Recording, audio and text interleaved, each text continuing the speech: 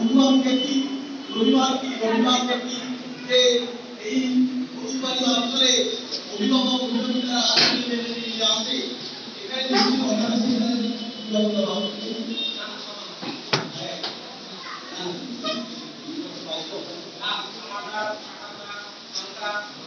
এটা আমি সেই কারণে আমার বিদ্যালয়ের তরফ থেকে অভিভাবকদেরকে প্রথমে কৃতজ্ঞতা জানাচ্ছি, কারণে জানাচ্ছি যে শুধু আপনি আপনার উপকার করছেন না, আপনার ছেলে মেয়ের উপকার করছেন না, সঙ্গে সঙ্গে আমাদের সুস্থ ফিরিয়ে আনা লক্ষ্য উদ্দেশ্য নিয়েও আপনি কাজ করছেন।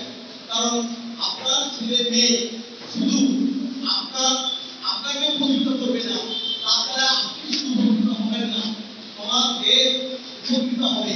ফলে সুস্থ, স্বাভাবিক এবং একদম সংস্কৃতি সম্পন্ন মানুষ হয়ে ওঠার লক্ষ্যে এরা কাজ করছে এবং এদেরকে আপনারা আরো বেশি করে উৎসাহিত করবেন এবং আগামী দিনে এরা ভালো একটা জায়গায় যাবে এবং বর্তমান দিনে যেভাবে স্বনির্ভরশীলতার যে সমস্যা, সেই সমস্যা এদের জীবনে কখনো হবে না। এরা যদি কখনো ভাবে এই কাজটা করার সঙ্গে সঙ্গে এই ছবি আঁকাটাকেও আমি আমার প্রতিদিন একটু করে সময় দেব বা অন্য কোনো দিকে আমি ছবি আঁকাটা ব্যবহার করে আমি স্বনির্ভরশীল হওয়ার চেষ্টা করব, অতি অবশ্যই করতে পারবে। এবং বর্তমান দিনে যে প্রতিযোগিতার যুগ, অভিভাবক অভিভাবিকাদের উদ্দেশ্যে আমাদের তরফ থেকে পরামর্শ যে যে সমস্ত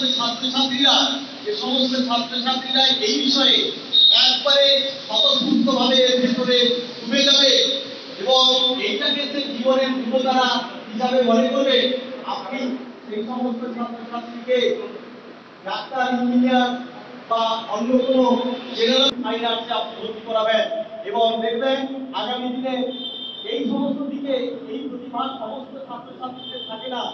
সমাজে 100 জন ছেলে মেয়ের মধ্যে 5 জন ছেলে মেয়েও কিন্তু এখানে নেই। আমি তো সেই পরিসংখ্যানটা আমাদের নকুলের কাছ থেকে, নকুল সাহেবের কাছ থেকে পরে নেব। 2600 জন ছেলে মেয়ের মধ্যে কত পার্সেন্টেজ ছেলে আমাদের এই ছবি আঁকাটা শিখছে। ফলে এখানে কিন্তু ছেলে মেয়েরা এই লাইনে যদি যায় তাহলে কিন্তু এরা স্বনির্ভরশীল হতে পারবে এবং ভালো থাকতে পারবে।